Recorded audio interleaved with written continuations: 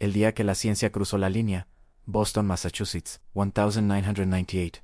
En los pasillos del Hospital General de Harvard, algo extraordinario estaba a punto de suceder. El Dr. Herbert Benson, un cardiólogo reconocido mundialmente, estaba diseñando el experimento más controversial en la historia de la medicina moderna. Un experimento tan audaz, tan polémico, que muchos dirían que nunca debió realizarse. La pregunta era simple, casi infantil: ¿puede la oración de extraños curar a enfermos del corazón? Pero esta pregunta simple iba a desatar una tormenta que dividiría a la comunidad científica, enfurecería a líderes religiosos y generaría debates que continúan hasta hoy. Porque el Dr. Benson no iba a depender de testimonios emotivos iba a usar el método más riguroso de la ciencia, el ensayo clínico controlado aleatorizado, el mismo que se usa para aprobar medicamentos que salvan vidas.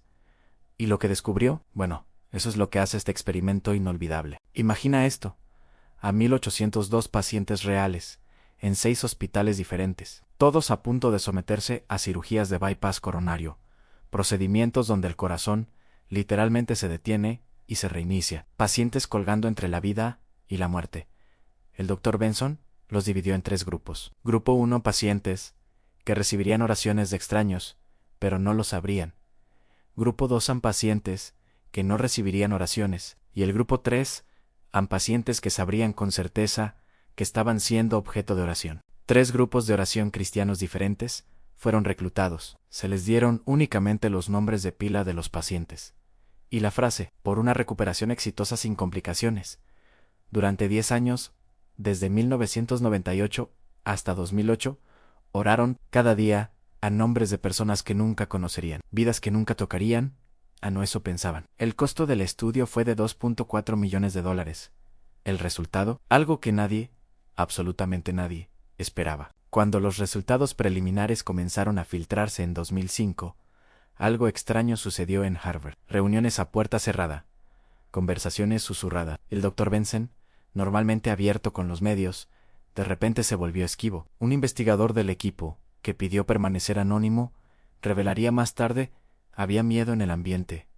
Miedo real, porque sin importar que mostraran los datos, íbamos a hacer enojar a alguien. Y tenía razón. Los datos no mostraron ninguna diferencia significativa entre los pacientes que recibieron oraciones en secreto y los que no. Las tasas de complicaciones fueron prácticamente idénticas al 52% en el grupo de oración versus 51% en el grupo de control.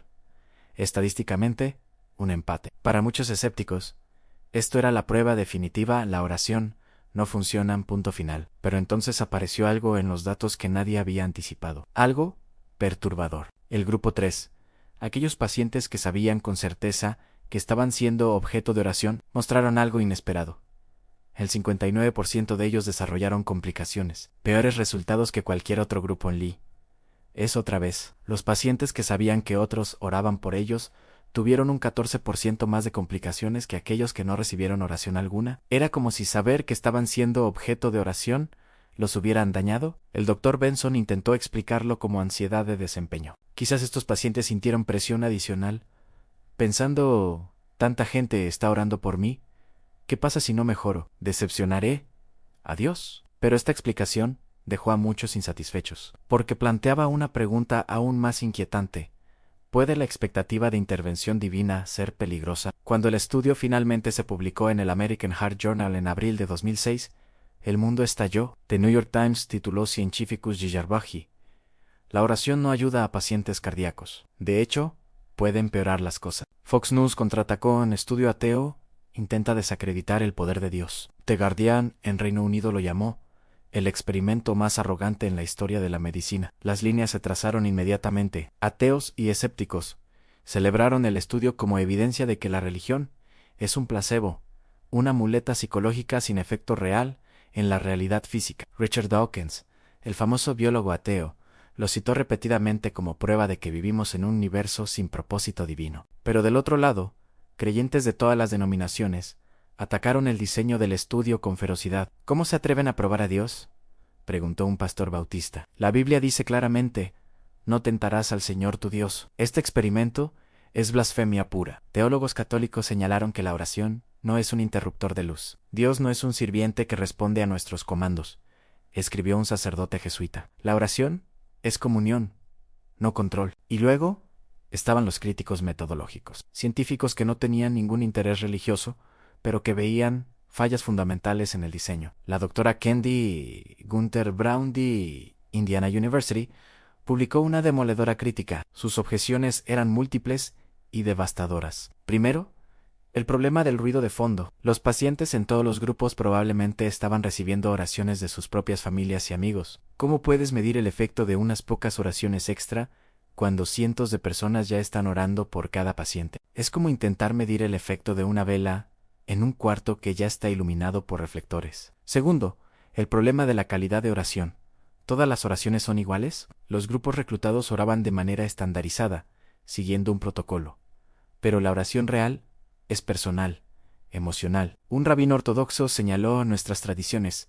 Enseñan que la oración más poderosa viene del corazón roto, del amor desesperado. ¿Qué tan profundamente pueden orar extraños que solo conocen el nombre de pila de alguien? Y tercero, el problema teológico. Si Dios existe y es omnisciente, ¿no sabría que está siendo probado? ¿No haría eso el experimento inútil desde el principio? Es la paradoja definitiva en cualquier experimento diseñado para probar a Dios. Está, por definición, viciado, porque asume que Dios no sabe que está siendo probado. Pero aquí es donde la historia se vuelve realmente fascinante. Porque el estudio de Harvard no fue el único. Desde los años 60, se han realizado más de 30 estudios científicos formales sobre oración y sanación, y los resultados están por todas partes. Un metaanálisis de 2000 revisó 23 estudios, y la conclusión fue: los resultados son contradictorios e imposibles de interpretar sin sesgos. Algunos estudios mostraron efectos positivos dramáticos. Uno de 1988 en San Francisco con pacientes cardíacos encontró que el grupo que recibió oración tuvo significativamente menos complicaciones. Otro de 2001 en Kansas City mostró una reducción del 11% en complicaciones en el grupo de oración. Otros estudios no mostraron absolutamente ningún efecto. Y algunos, como el de Harvard, mostraron efectos potencialmente negativos.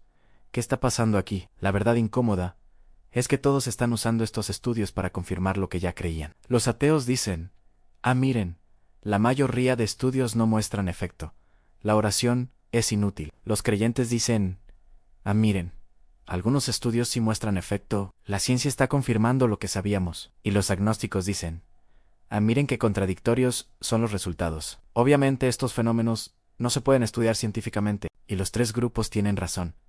Y están equivocados. Porque el problema fundamental es este: estamos usando las herramientas equivocadas para la pregunta equivocada. El método científico está diseñado para estudiar fenómenos materiales, medibles, repetibles. Pero si la oración funciona, y ese es un sí enorme, probablemente no funciona como la penicilina. No es una dosis que produce un resultado predecible. Es algo fundamentalmente diferente. Y esa es solo la punta del iceberg. En la segunda parte, exploraremos lo que este y otros experimentos similares realmente nos dicen sobre la conexión entre mente y cuerpo, el poder de la creencia y los límites de la ciencia misma. Suscríbete y activa las notificaciones para no perdértelo. Gracias por ver el efecto placebo más poderoso del mundo. Mientras el debate sobre el estudio de Harvard consumía titulares, algo más estaba sucediendo silenciosamente en laboratorios de neurociencia alrededor del mundo. Algo que complicaba aún más la pregunta: ¿qué es realmente la oración? La doctora Lisa Miller, psicóloga clínica de Columbia University,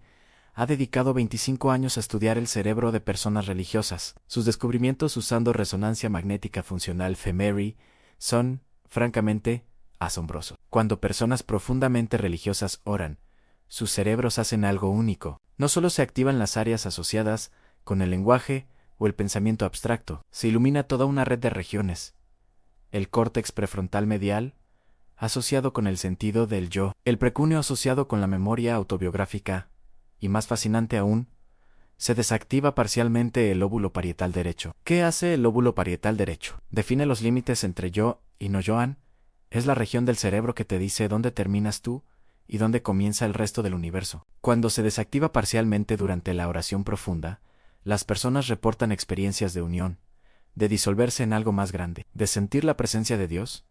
Esto no es imaginación, es neurobiología medible. La doctora Miller encontró algo aún más sorprendente en personas con alta espiritualidad. Tienen un córtex cerebral significativamente más grueso en estas regiones. Es como si la oración regular fuera ejercicio para el cerebro, y los efectos clínicos son imposibles de ignorar. En un estudio longitudinal de 20 años con más de 100 participantes, aquellos con alta espiritualidad tenían 90% menos probabilidad de desarrollar depresión mayo-R, incluso cuando tenían predisposición genética a ella 90%. Déjame ponerlo en perspectiva.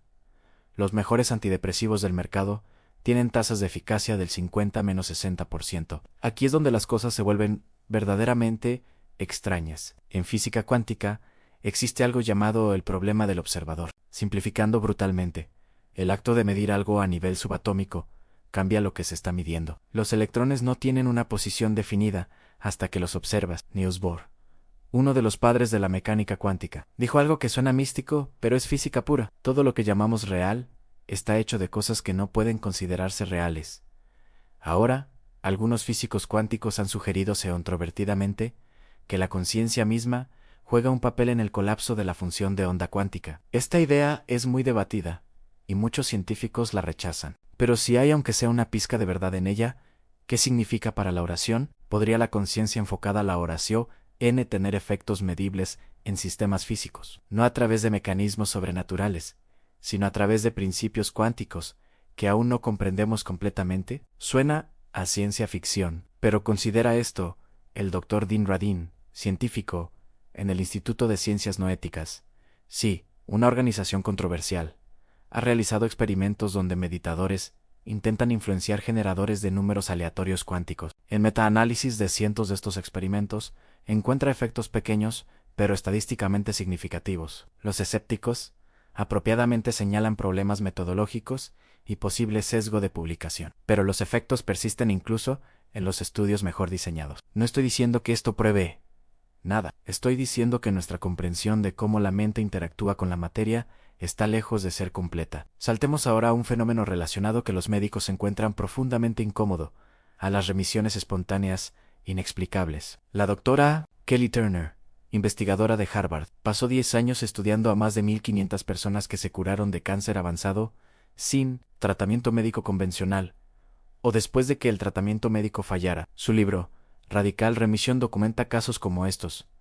Un hombre de 62 años con melanoma metastásico, en etapa por expectativa de vida, en 3-6 meses. Rechazó quimioterapia. Se retiró a un monasterio budista. Meditaba 8 horas diarias. Rezaba constantemente. 3 meses después, todas las lesiones habían desaparecido. Han pasado 19 años. Sigue vivo. Sin cáncer. Otro caso en una mujer de 47 años con cáncer de ovario agresivo. Después de cirugía, rechazó quimioterapia adicional. Se unió a un grupo de oración carismático. Recibió imposición de manos semanalmente. 6 meses después, sin evidencia de enfermedad. Lleva 14 años libre de cáncer. Ahora, antes de que pienses, la oración cura el cáncer. Espera. La doctora Turner identificó 9 factores comunes en estos casos en cambios dietéticos radicales. Tomar control de tu salud, seguir tu intuición, usar hierbas y suplementos, liberar emociones reprimidas, incrementar emociones positivas, abrazar apoyo social, profundizar tu conexión espiritual y tener razones fuertes para vivir. La oración es solo uno de múltiples factores. Y aquí está el detalle importante. Estos casos son extremadamente raros. Por cada persona que experimenta remisión espontánea, miles mueren. Rechazar tratamiento médico para depender solo de la oración es estadísticamente suicida. Pero algo está pasando en estos casos raros. ¿Qué es? Investigaciones en psiconeuroinmunología. El estudio de cómo la mente afecta el sistema inmune han demostrado algo fascinante en tus pensamientos, emociones y creencias influencian directamente la actividad de tus células inmunes. El estrés crónico suprime células asesinas naturales, NK, los soldados de primera línea contra el cáncer. La depresión reduce la producción de linfocitos, la ansiedad incrementa marcadores inflamatorios. Pero lo opuesto también es cierto. Un estudio de UCLA con 50 pacientes VIH positivos encontró que aquellos con alta religiosidad mantenían conteos de células CD4, células inmunes críticas, significativamente más altos durante varios años. Otro estudio con 112 mujeres con cáncer de mama encontró que aquellas con prácticas espirituales activas tenían mejor función de células, NEC, y menor cortisol, hormona del estrés. Entonces, la oración funciona porque cambia tu biología a través de mecanismos psicológicos y neurológicos perfectamente naturales. Probablemente sí han, al menos en parte, pero eso no responde a la pregunta más grande. ¿Puede la oración de otras personas afectarte cuando ni siquiera sabes que están orando? En 1998, el mismo año que el estudio de Harvard comenzó, un cardiólogo llamado Randolph Bird publicó resultados explosivos. Bird había realizado un estudio doble ciego con 393 pacientes en la unidad de cuidados intensivos coronarios del Hospital General de San Francisco. La mitad recibió oraciones intercesoras de grupos cristianos. La otra mitad no. Ni los médicos, ni las enfermeras, ni los pacientes sabían quién estaba en qué grupo. Los resultados fueron estadísticamente significativos. El grupo de oración tuvo menos complicaciones, necesitó menos respiración asistida, requirió menos antibióticos. Pero aquí está lo fascinante.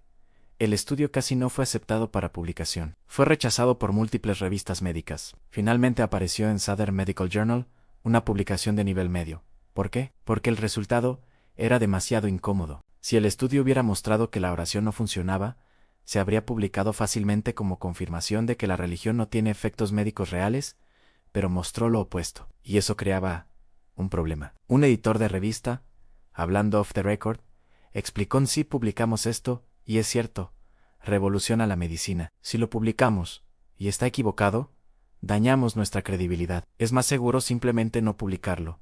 Este es el sesgo de publicación en acción, y funciona en ambas direcciones. Considera este estudio fascinante de 2003 en Dinamarca. Investigadores siguieron a 3.950 pares de gemelos durante 28 años. Midieron prácticamente todo en salud, longevidad, hospitalización, mortalidad, controlando por factores genéticos, porque los gemelos comparten genes, factores socioeconómicos, educación, estilo de vida.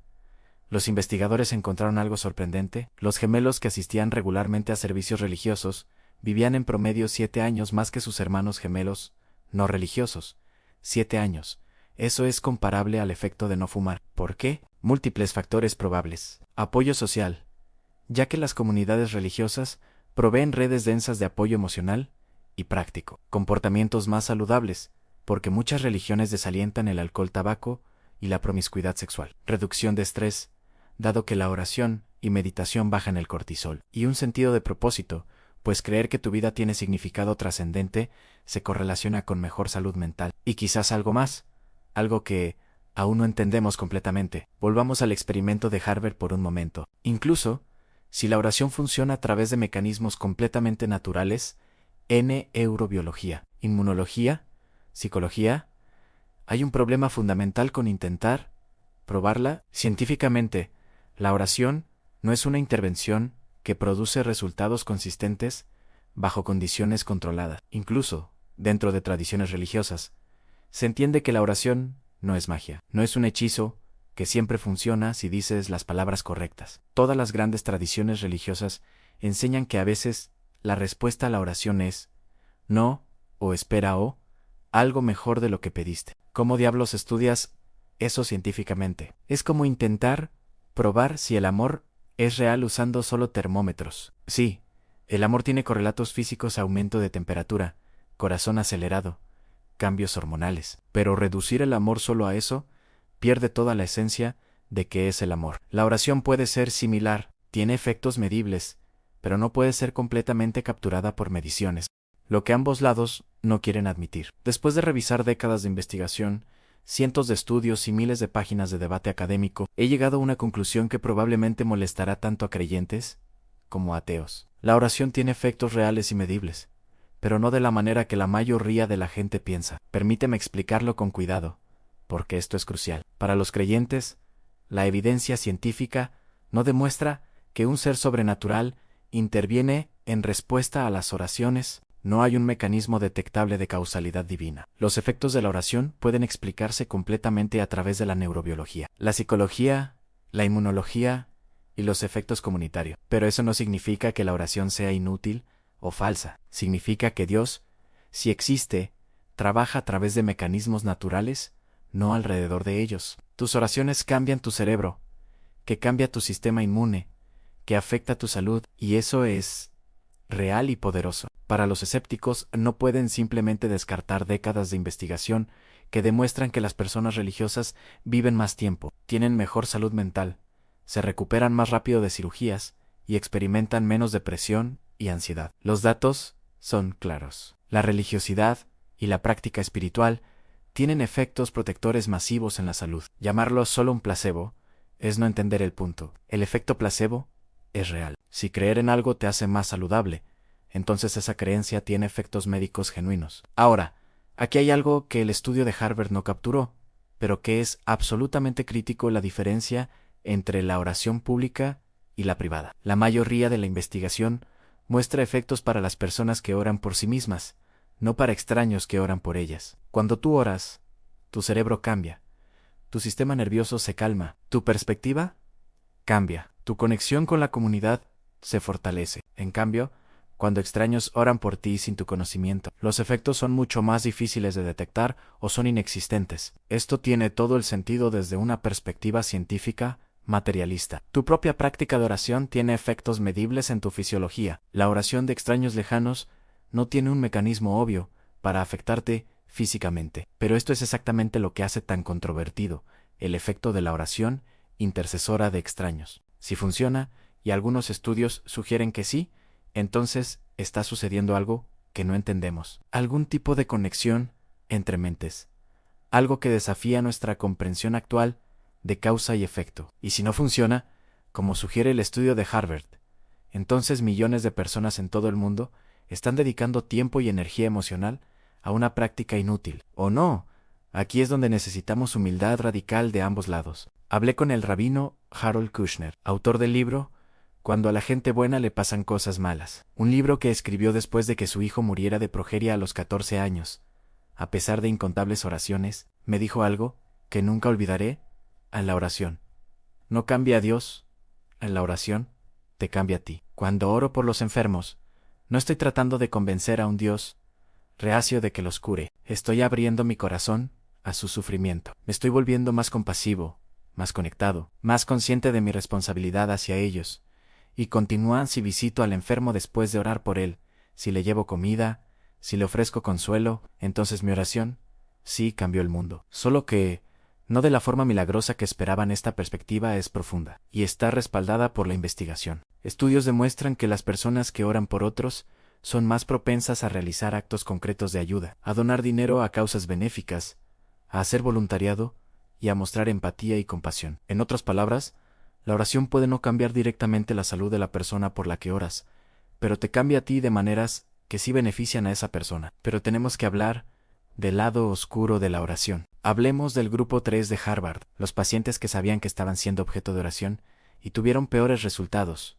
Y esto no es una anomalía. Múltiples estudios han encontrado efectos similares. ¿Por qué saber que otros oran por ti podría ser perjudicial? Hay varias teorías. La primera es la ansiedad de desempeño. El paciente piensa: si Dios y todos estos extraños están enfocados en mi curación y no mejoro, ¿qué significa eso? Soy indigno. Mis pecados me están deteniendo. Dios me abandonó. La segunda teoría es la pasividad inducida. Otros están orando. Dios está a cargo, así que no necesito preocuparme tanto por seguir las órdenes médicas o hacer esfuerzo en mi recuperación. La tercera es la presión social. Toda mi iglesia está orando por mí en si muero o quedo discapacitado. Los decepcionaré a todos. Incluso podrían perder su fe. La verdad, probablemente es una combinación de las tres. Y señala algo crucial: la manera en que practicamos la religión importa enormemente. Una fe que crea culpa, miedo y ansiedad es, literalmente, tóxica. Los estudios lo confirman. En una religiosidad punitiva, creer en un Dios enojado y castigador se correlaciona con peor salud mental y física. Pero una religiosidad amorosa y compasiva, creer en un Dios de amor, gracia y perdón, se correlaciona con una mejor salud. No todas las religiones, ni todas las formas de orar, son iguales en sus efectos. Entonces, ¿qué hacemos? Después de explorar la ciencia, la controversia y la complejidad, ¿cuál es la conclusión práctica? ¿Deberías orar? Bueno, si ya eres una persona religiosa, sigue orando. Los beneficios para ti son claros y están bien documentados. Ora por otros.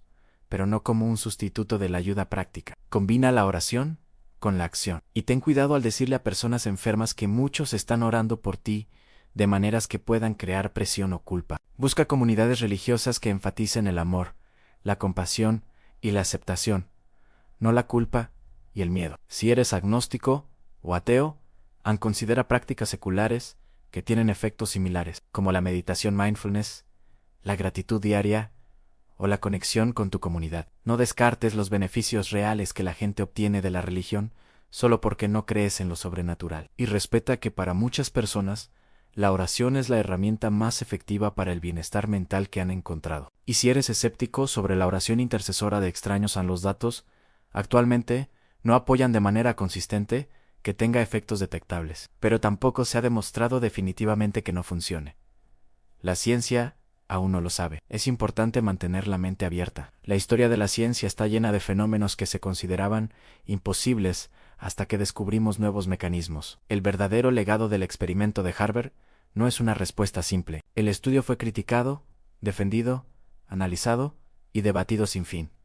¿Qué demostró realmente? Demostró que la ciencia tiene límites. Algunas preguntas son demasiado grandes, demasiado complejas, demasiado entrelazadas con variables incontrolables para responder con un simple sí o no. ¿La oración funciona? Depende completamente de lo que entiendas por funciona. ¿Cambia tus resultados médicos cuando personas desconocidas oran por ti? La evidencia sugiere que probablemente no. Pero ¿cambia la oración tu cerebro, tu estado de ánimo, tu comportamiento y tu conexión con los demás? Absolutamente sí. Al final, quizás el mayor poder de la oración no es cambiar el mundo exterior, sino transformarnos a nosotros mismos. Y una persona transformada puede, a su vez, cambiar el mundo. Gracias por acompañarme en este viaje profundo. Si te pareció interesante, dale me gusta, suscríbete y activa la campana para no perderte nuestras próximas exploraciones. Nos vemos en el próximo video.